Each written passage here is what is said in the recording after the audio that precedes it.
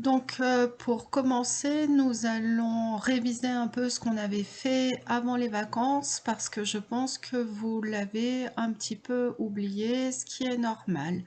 Donc, je vais vous raconter de nouveau l'histoire jusqu'au point où nous en étions avant les vacances. Le roman de Tristan et Iseut. Les enfances de Tristan. Tristan est le fils de Rivalen, roi de Launois, et de Blanchefleur, sœur de Marc, roi de Cornouailles. Orphelin dès sa naissance, il est élevé par le fidèle Gorvenal. Puis il est recueilli par le roi Marc à sa cour de Tintagel. Le Morholt d'Irlande, la rencontre d'Iseut.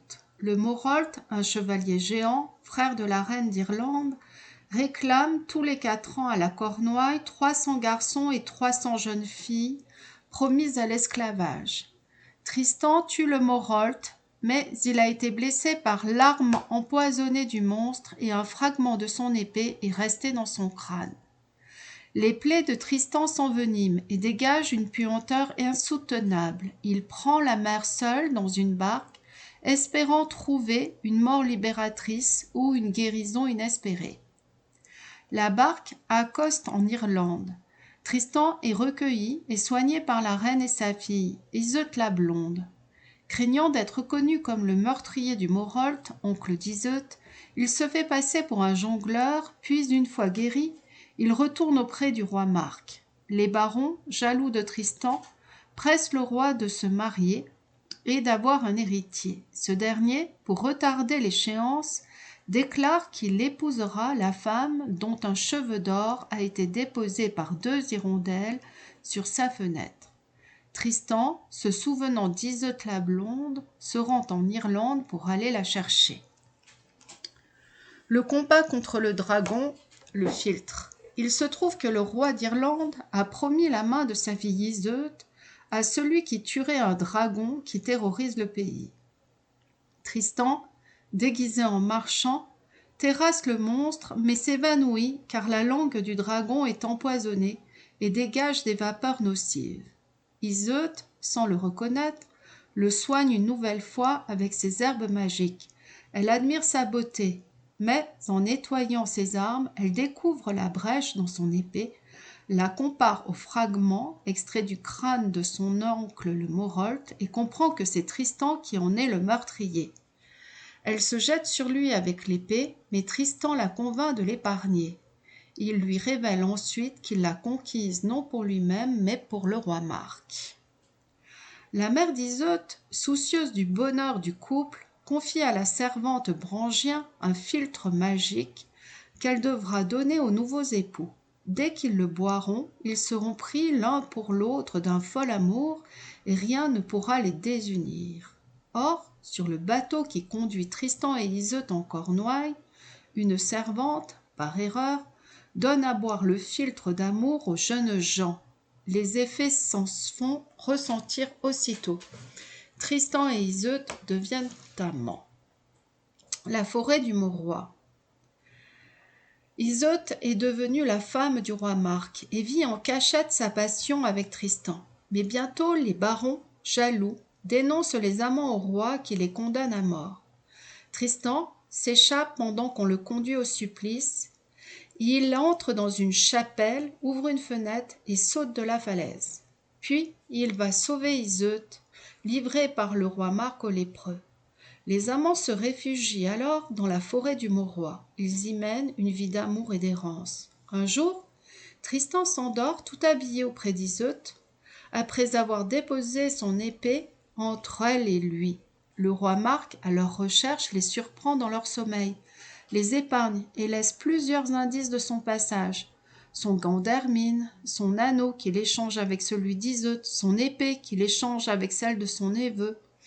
À leur réveil, les amants troublés décident de se séparer. Ils s'échangent des gages de leur amour. Tristan offre à Iseut son chien Usdan. Iseut donne à Tristan un anneau de jaspe, une pierre précieuse. Iseut rejoint le roi Marc à la cour, mais des barons demandent au roi de la soumettre au jugement du fer rouge. Donc c'est ce jugement au fer rouge que je vais vous lire aujourd'hui. Voilà, qui est donc la suite du texte. Donc, ce jugement au fer rouge permettait en fait de vérifier si elle était vraiment coupable ou pas. Au jour marqué pour le jugement, le roi Marc, Iseut et les barons de Cornouailles, ayant chevauché jusqu'à la Blanche Lande, parvinrent en belle arroi devant le fleuve, et massés au long de l'autre rive, les chevaliers d'Arthur les saluèrent de leurs bannières brillantes. Devant eux, assis sur la berge, un pèlerin miséreux, enveloppé dans sa chape où pendaient des coquilles, tendait sa sébile de bois et demandait l'aumône d'une voix aiguë et dolente. À force de rames, les barques de Cornouailles approchaient. Quand elles furent près d'atterrir, Iseut demanda au chevalier qui l'entourait: « Seigneur, comment pourrais-je atteindre la terre ferme sans souiller mes longs vêtements dans cette fange? Il faudrait qu'un passeur vînt m'aider. » L'un des chevaliers est là le pèlerin. « Ami, retrousse ta chape, descends dans l'eau et porte la reine. Si pourtant tu ne crains pas, cassé comme je te vois, de fléchir à mi-route. » L'homme prit la reine dans ses bras. Elle lui dit tout bas: « Ami !» Puis tout bas encore: « Laisse-toi choir sur le sable. » Parvenu au rivage, il trébucha et tomba, tenant la reine pressée entre ses bras.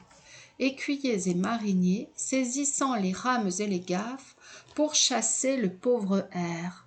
« Laissez-le, dit la reine, sans doute un long pèlerinage l'avait affaibli. » Et détachant un fermail d'or fin, elle le jeta au pèlerin.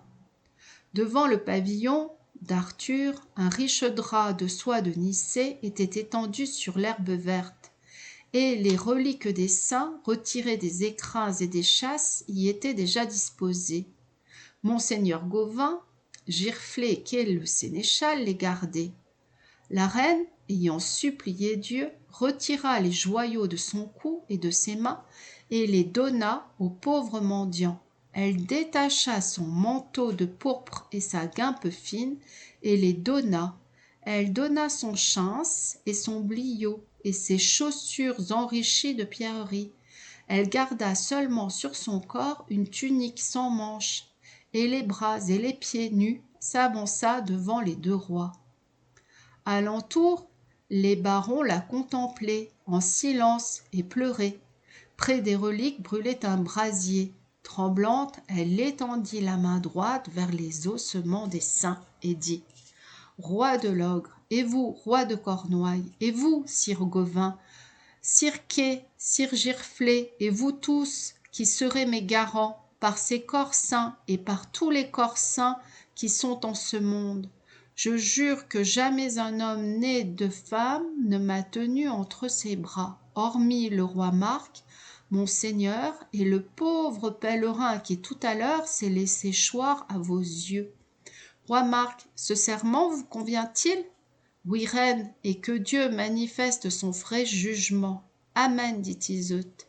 Elle s'approcha du brasier pâle et chancelante, tous se taisaient, le fer était rouge, alors elle plongea ses bras nus dans la braise, saisit la barre de fer, marcha 9 pas en la portant, puis, l'ayant rejetée, étendit ses bras en croix, les paumes ouvertes, et chacun vit que sa chair était plus saine que prune de prunier. Alors, de toutes les poitrines, un grand cri de louange monta vers Dieu.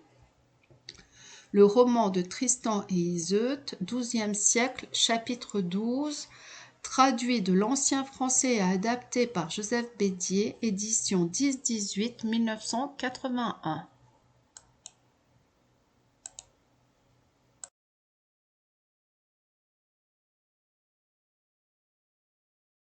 Je vous explique un peu ce que vous devez faire. Vous allez lire le texte plusieurs fois déjà. Vous allez noter sur votre feuille de classeur les mots difficiles. Vous allez en chercher le sens sur Internet. Vous allez chercher ce qu'était l'ordalie au Moyen-Âge, en présence de qui ce jugement a-t-il eu lieu. Tristan assiste à la scène déguisée en pèlerin, quelle est donc la ruse d'Iseut, et que peut symboliser, selon vous, la Blanche-Lande. Voilà.